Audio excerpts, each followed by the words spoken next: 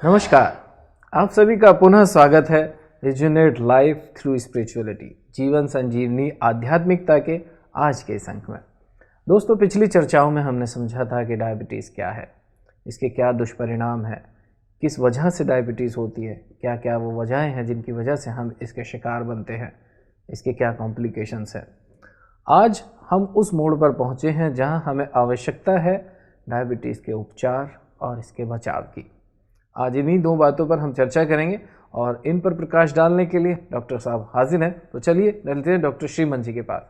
Sir नमस्कार। नमस्कार विशाल भाई जी।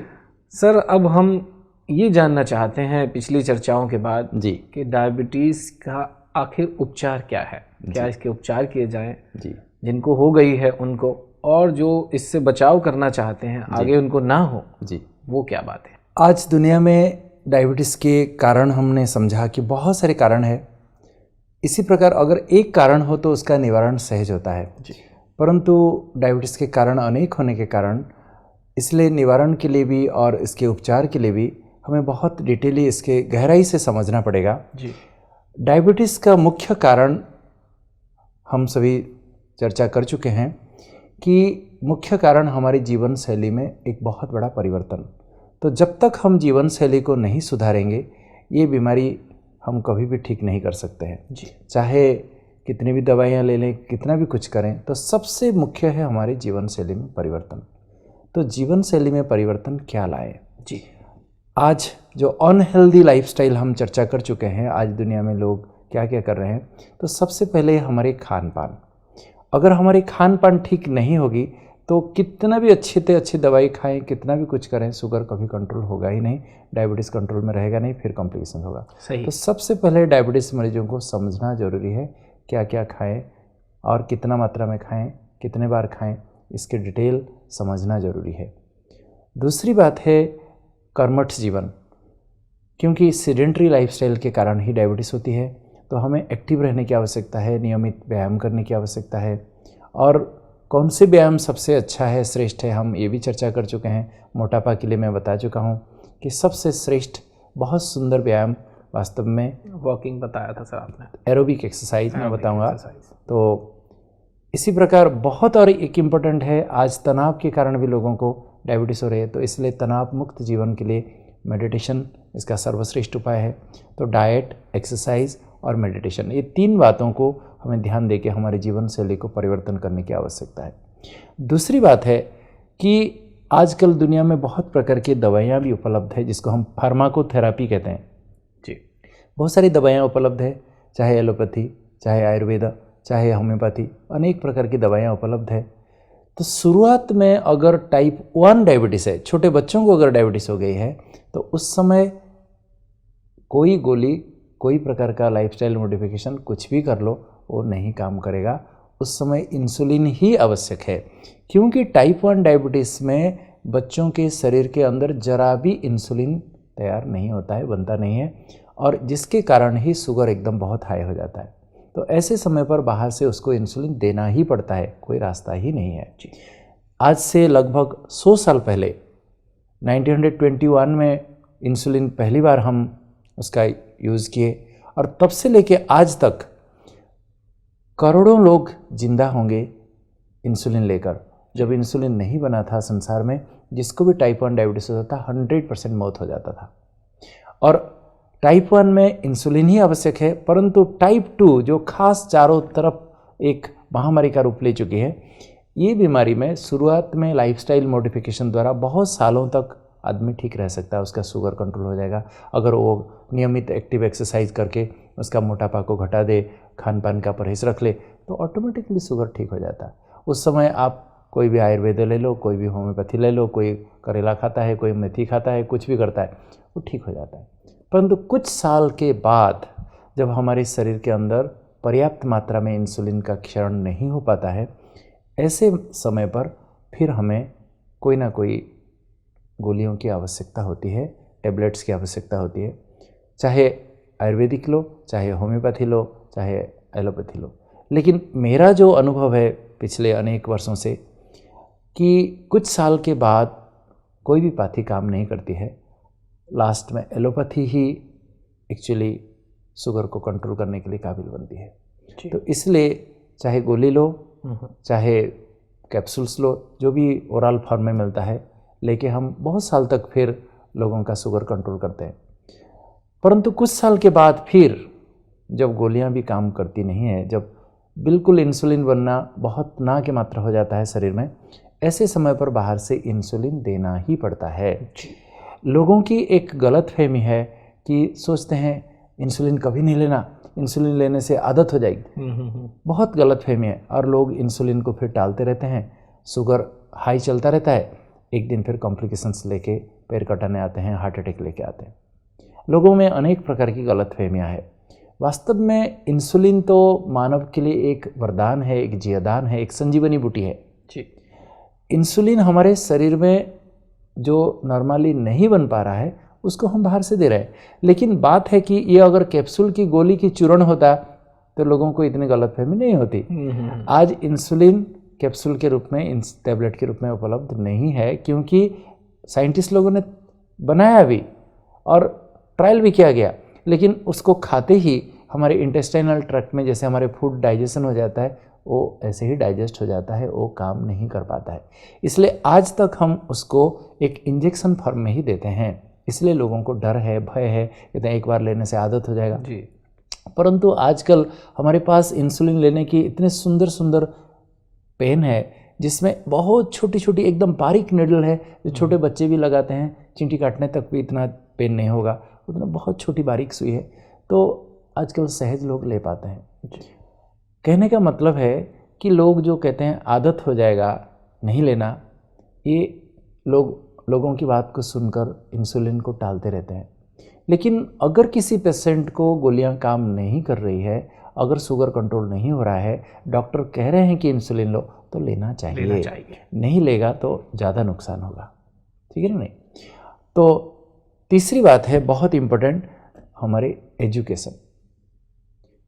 डायबिटीज़ में education is the treatment, it is not a supplementation, it is like oral tablet और insulin, it is also a treatment. क्योंकि diabetes मरीज, जो डायबिटीज़ के फादर हैं प्रोफेसर डॉक्टर इलियट जोसलिन, जिन्होंने कहा the patient who knows the most lives the longest. जो मरीज़ डायबिटीज़ के बारे में जितना जानकारी रखता है वो उतना दीर्घायु रहता है, अर्थात वो अपने कॉम्प्लिकेशंस को प्रिवेंट कर सकता है, उसको जानकारी है क्या करना क्या नहीं करना। जैसे फॉर एग्जांपल कोई एक अनाड़ी व्यक्ति जिसको गाड़ी के बारे में कुछ नॉलेज नहीं है, ड्राइविंग कर रहा है, कुछ भी नॉलेज नहीं है, कहीं भी एक्सीडेंट कर सकता है। लेकिन एक मोटर मैकेनिक अगर गाड़ी को चला रहा है तो नेचुरली खराब गाड़ी को भी अच्छे से कैसे भी करके चला सकता है, सेफली ड्राइव कर सकता है। ठीक इसी तरह आज समाज की आवश्यकता है लोगों को एजुकेट करने की। पिछले 5 साल से इंटरनेशनल डायबिटीज़ फेडरेशन का कहना है लोगों को एजुकेट करो, एजुकेट करो, एजुकेट करो। लेकिन एक बहुत बड़ी समस्या है, दुख का विषय है कि आज कहीं भी हॉस्पिटल में जाओ, मरीजों की संख्या इतनी ज़्यादा है, जो मेडिकल प्रोफेशंस के हम हैं, किसी को फुर्सत ही नहीं है कि पेशेंट्स को डिटेल ये सब बातें समझाएं। कई कॉलेज में, कई हॉस्पिटल्स में एजुकेटर रखा गया है, हेल्थ एजुकेटर समझाने के लिए। लेकिन आज जितनी संख्या में डायबिटीज़ के मरीज़ हो चुके हैं हमारे देश में, सारे विश्व में, इन सभी को किसी मास एजुकेशन की आवश्यकता है। कोई ये बीमारी ऐसी है, इसके बारे में गहराई से समझने के लिए लंबे समय तक डिटेल समझाने की आवश्यकता है। कोई 5-10 मिनट में कोई मंत्र की तरह है नहीं जो फूंक देने से सब कुछ समझ आएगा और ठीक रखेगा। तो इसलिए आज मीडिया का, अखबार का ये बहुत बड़ा एक रोल है। अगर सारे पब्लिक को इसके बारे में एजुकेट किया जाए, ये बहुत बड़ा अवदान रहेगा इस बीमारी से बचाव के लिए। लोगों को क्या करें क्या ना करें, लोगों को पता ही नहीं। हमारे पास ऐसे हालत में आते हैं कुछ पता नहीं, और कोई तो पैर कटाता है, कोई कैसे हालत में आता है, कोई सीवियर हाई शुगर लेके आता है, फिर कोई तो एकदम लो शुगर लेके आता है, कोई तो अंधा होके आता है। ऐसे हालत में जब हम पहुंचते हैं हमारे पास, तब तक तो इतना टू लेट हो जाता है, कभी कभी हम भी हैंड्सअप करना पड़ता है हमको। तो इसलिए एजुकेशन भी बहुत एक बड़ा ट्रीटमेंट है जी। कोई पेशेंट बहुत मोटा है, 200 किलो 150 किलो, और उस समय उसका कोई भी इंजेक्शन्स, कोई भी टैबलेट, कुछ भी काम नहीं कर रहा है, कुछ भी खाया जाए। मैं देखा हूँ ऐसे कई लोग, बिल्कुल कुछ नहीं काम करता है। ऐसे समय पर हम चर्चा कर चुके हैं बैरिएट्रिक सर्जरी, जो बहुत मोटे हैं उनका पेट को छोटा कर दिया जाता है ऑपरेशन के जरिए से, तो ऐसे लोगों के लिए बैरिएट्रिक सर्जरी वरदान है। बहुत मोटे हैं, 200-250 किलो हैं, शुगर कंट्रोल नहीं हो रहा है, बीपी कंट्रोल नहीं हो रहा है, तो बैरिएट्रिक सर्जरी भी किया जा सकता है। तो ये सब फार्मास्यूटिकल बहुत सारी ऑप्शंस है हमारे पास, थेरापीज़ है, हम दवाइयों के आधार से लोगों को, लेकिन सबसे मुख्य रोल तो मैं कहूँगा लाइफस्टाइल मॉडिफिकेशन। लोग गोली खाना पसंद करते हैं, हिलना नहीं चाहते हैं, लेकिन गोली भी तब काम करेगी जब कोई व्यक्ति एक्टिव रहेगा, एक्सरसाइज करेगा, कोई खान पान का परहेज नहीं, इधर गोलियां खा रहे हैं। लोग तो ऐसे भी कहते हैं, अरे 2 गोली एक्स्ट्रा ले रहे ना, आज खा ले 2 गुलाब जामुन एक्स्ट्रा, क्या बात है। तो कैसे ठीक होगा बताइए। तो हमें एक संयमित जीवन जीना जरूरी है, साथ साथ आवश्यक अनुकूल हमें डॉक्टर जो कहते हैं दवाई की भी लेने की आवश्यकता है। लेकिन सबसे मुख्य बात है, हमें डायबिटीज़ के बारे में संपूर्ण जानकारी चाहिए, तो ही इस बीमारी के दुष्प्रभाव से हम बच सकते हैं।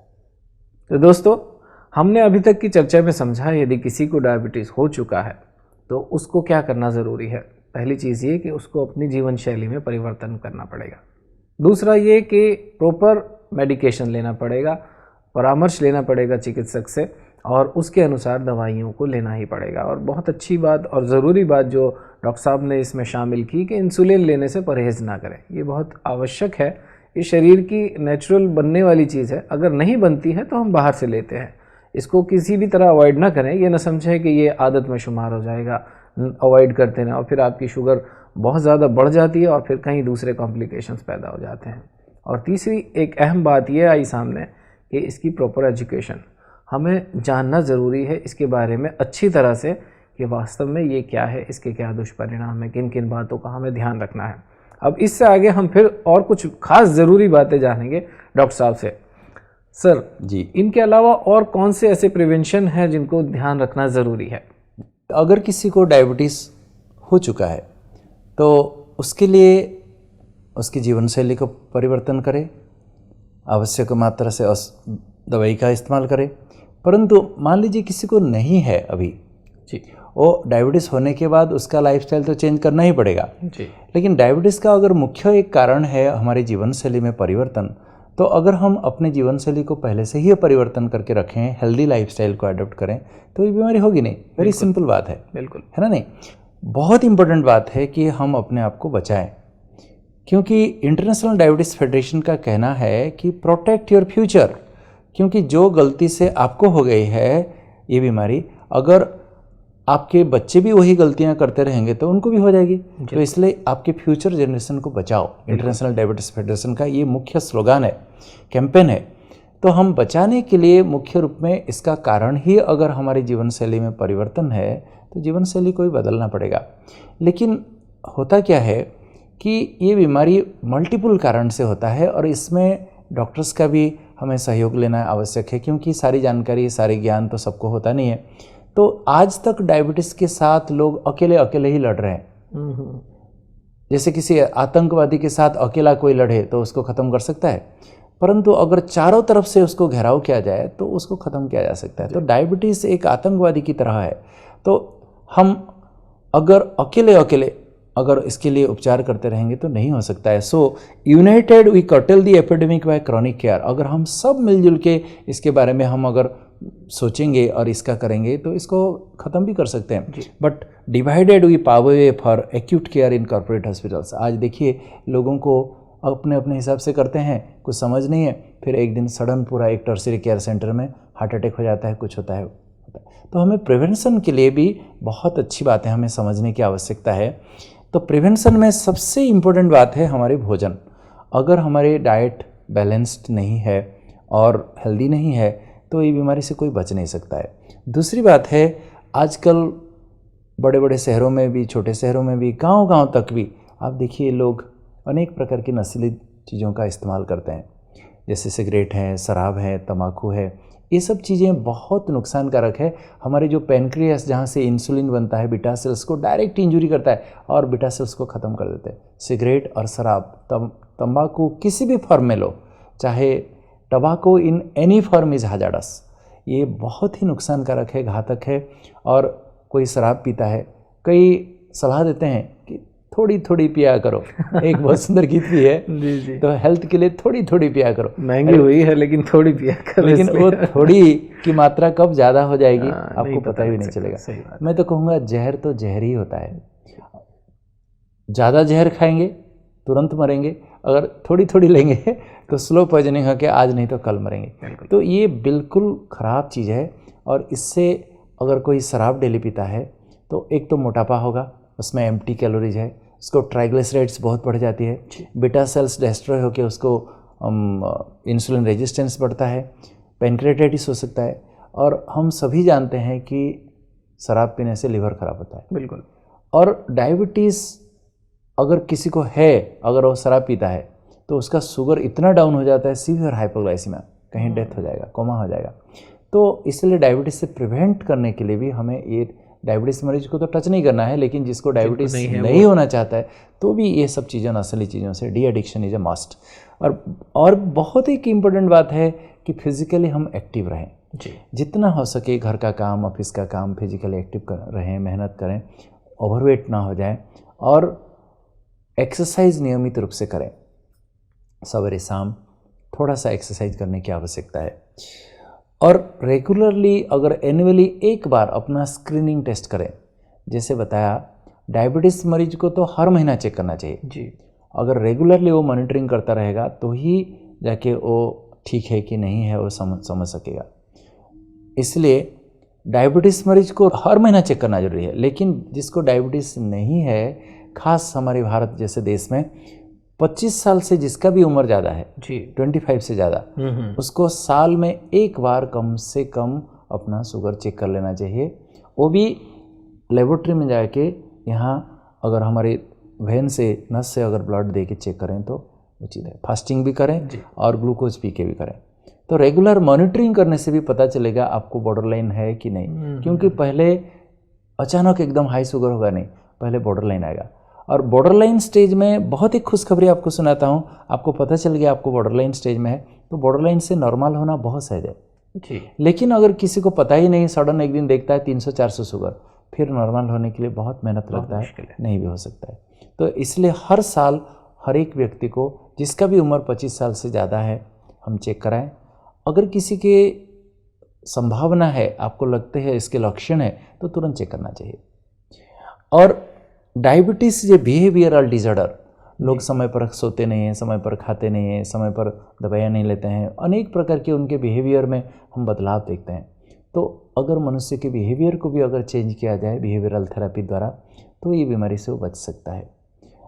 आज लोगों की जीवन शैली किस प्रकार है, किस प्रकार के जीवन जी रहे हैं, किस प्रकार के लोगों के बिहेवियर है, आप जानते हो जी। और जो स्ट्रेस, तनाव, जिसको मैं कहा था कि स्ट्रेस इज़ डायबिटोजेनिक, स्ट्रेस से ही डायबिटीज़ हो रहा है, तो स्ट्रेस को अगर ठीक नहीं करेंगे तो कैसे ठीक हो सकता है। तो स्ट्रेस को, अगर किसी के जीवन में स्ट्रेस है, खाली डायबिटीज़ नहीं, उसके बाद हाइपरटेंशन, हार्ट अटैक, डिप्रेशन और अनेक प्रकार के फिर कैंसर आदि आदि दूसरे जो नॉन कम्युनिकेबल डिजीज़ है, वो क्यों बनकर उसके पीछे पीछे फिर आ जाते हैं। तो स्ट्रेस फ्री जीवन जीना भी ज़रूरी है। तो दोस्तों, हमने ये समझा है कि जिनको अभी तक डायबिटीज़ नहीं हुई है और वो चाहते हैं कि उनको ना हो, तो उन्हें कम से कम कुछ बातों पे ध्यान रखना ज़रूरी है। एक तो डाइट की बात है, आपका खान पान बिल्कुल संयमित हो, नियमित हो। और दूसरा, आप डी एडिक्शन, यानी यदि कोई आप नशीले सेवन करते हैं तो आपको उसको बिल्कुल छोड़ देना चाहिए, क्योंकि ये आपको जल्दी ही उस घेरे में ले आएगा कि आप फिर बीमारी के घेरे में होंगे। दूसरी चीज़ इसके साथ ही है, आपको फिज़िकल एक्टिव रहना चाहिए, एक्सरसाइज आपकी चलती रहनी चाहिए, ये भी बेहद ज़रूरी है। और स्ट्रेस फ्री जीवन जीना सबसे ज़्यादा इम्पोर्टेंट अगर किसी बात को हम समझते हैं तो वो यही कि स्ट्रेस फ्री लाइफ आपको हर तरह की बीमारी से मुक्त रखती है।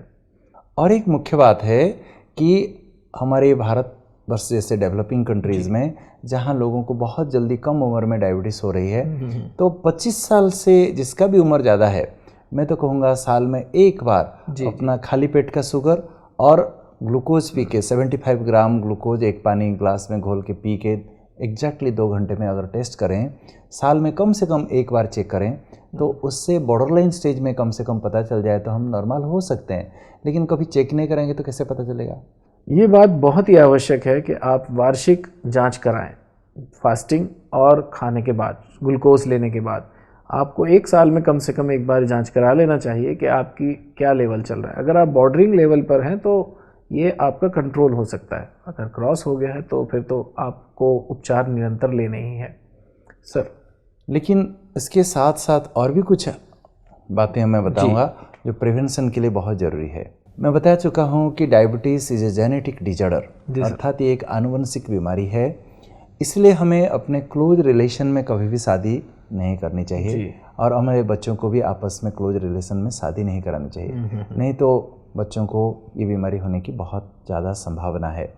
और आज लोग मोटे होते जा रहे हैं और हमें बहुत इम्पोर्टेंट है हम हमारे घर में और कुछ हो ना हो, वॉशिंग मशीन हो ना हो या ड्राइंग मशीन हो ना हो, मिक्सी हो ना हो, एक वेइंग मशीन ज़रूर रखना चाहिए जिसमें हम अपना वज़न हर महीना डेफिनेटली चेक करें। बिल्कुल, हर एक को हर महीना अपना बॉडी वेट चेक करना ज़रूरी है। अगर हम ओवरवेट हो रहे हैं, खतरा ही खतरा है, तो हमें किसी भी रीति से, चाहे खान पान का परहेज़ रखें, चाहे एक्सरसाइज करें, हमारे बॉडी वेट को मेंटेन करें। और एक बहुत समाज में जो हम देखते हैं, एक गलत आदत है लोगों की कि आए दिन लोग इतने चाय कॉफ़ी पीते रहते हैं, सोच भी नहीं सकते हैं। हम देखते हैं लोग दिन में 20-20 कप 30-30 कप भी चाय पी जाते हैं। ये एक बहुत गंदी आदत है। इसमें ज़्यादा से ज़्यादा आप कैलोरी इंटेक कर रहे हो। अगर दूध और चाय और चीनी मिला के अगर चाय लेते हैं, 1 कप लेते हैं, तो कम से कम 100 कैलोरी यू आर कंज्यूमिंग। तो अगर आप दिन में 20 बार लेते हैं तो कितने बार हो गया, कितना कैलोरी इंटेक हो गया सोचिए। तो फिर आदमी अगर 20 कप चाय पीता है, कॉफ़ी पीता है, तो खाना फिर क्या खाएगा? वो एक्स्ट्रा हो गया तो मोटा नहीं होगा। बिल्कुल। तो अगर कोई डायबिटीज़ से बचना चाहता है तो ये चाय कॉफ़ी एक्सेस ये भी बहुत नुकसानकारक है, ये एक्स्ट्रा कैलोरी है, फिर आप ओवरवेट होते जाएंगे, फिर डायबिटीज़ को आह्वान कर रहे हैं, तो इससे भी बचना आवश्यक है। इस सारी बातों को मैं थोड़े से गहराई से आपको रिवाइज करा सकता हूँ ताकि आप अच्छी तरह से इसको समझ पाएंगे। जैसे मोटापा, मैं क्यों कह रहा हूँ बार बार मोटा होना ठीक नहीं है, क्योंकि मोटापा से हमारे जो फैट सेल्स हैं, ये हमारे अंदर की जो इंसुलिन है इसको काम करने नहीं देते हैं। तो इसको इंसुलिन रेजिस्टेंस कहा जाता है। इंसुलिन होते हुए भी इंसुलिन काम नहीं कर रहा है, इसलिए मोटे लोगों को डायबिटीज़ होने का संभावना ज़्यादा रहता है। तो मोटा नहीं होना है, ओवरवेट नहीं होना है। So diabetes is a lifestyle disorder. हमारी जीवन शैली को हमें बदलना है, हमें हेल्दी फूड चॉइस में रुचि रखने की आवश्यकता है। लेकिन लोगों की एक मिथ है, क्या people with diabetes need to follow a special diet. Diabetes patient को एक स्पेशल डाइट होनी चाहिए, लेकिन नहीं, डायबिटीज़ पेशेंट को स्पेशल डाइट की आवश्यकता नहीं, डायबिटीज़ पेशेंट को हेल्दी और बैलेंस डाइट की आवश्यकता है। और इसके बारे में मैं आप पहले से भी बता चुका हूँ, हेल्दी डाइट, बैलेंस डाइट किसे कहा जाता है।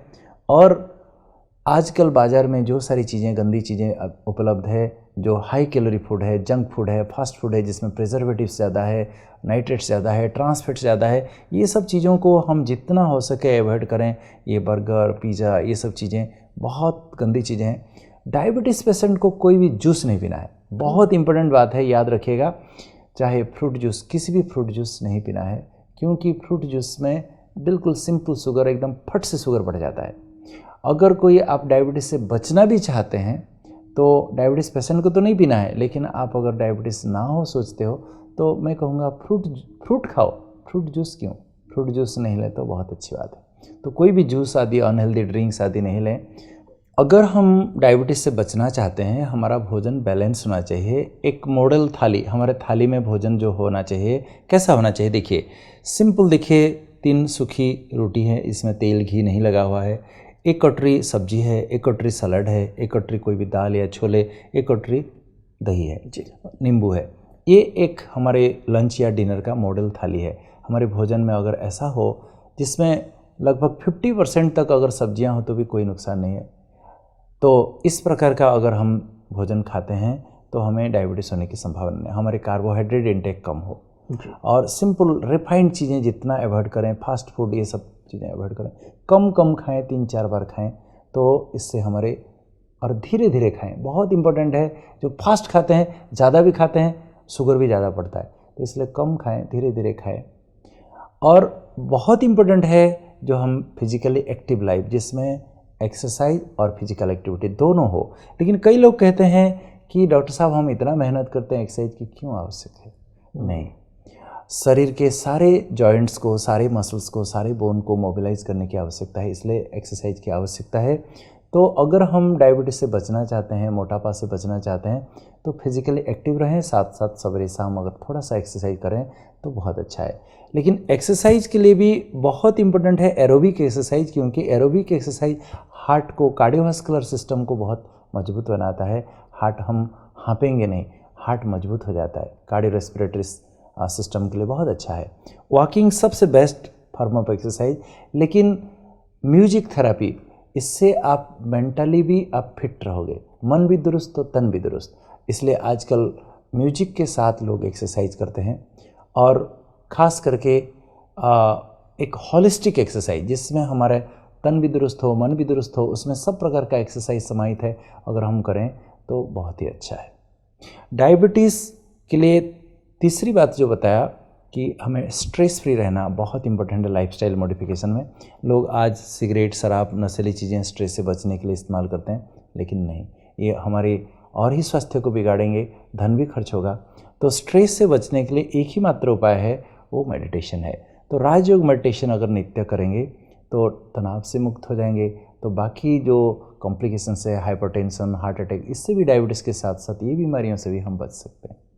तो सार में तो मैं यही कह सकता हूँ, डायबिटीज़ से बचना है तो नियमित हम अपना वेट को चेक करें, कम से कम अपना ब्लड प्रेशर भी चेक कराते रहें, क्योंकि डायबिटीज़ और ब्लड प्रेशर ट्विन ब्रदर्स हैं, ये दोनों साइलेंट बीमारी है।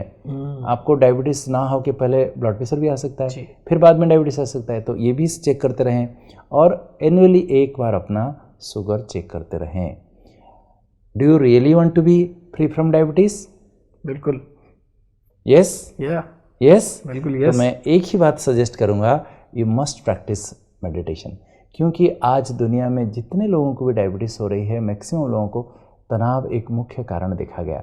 हम तनाव मुक्त हो गए, और बाकी साथ साथ नियमित व्यायाम करेंगे, खान पान सुधारेंगे, ये सब बातें, हेल्दी लाइफस्टाइल के बारे में थोड़ा समझेंगे, तो ऑटोमेटिकली डायबिटीज़ आदि बीमारियों से मुक्त हो सकते हैं।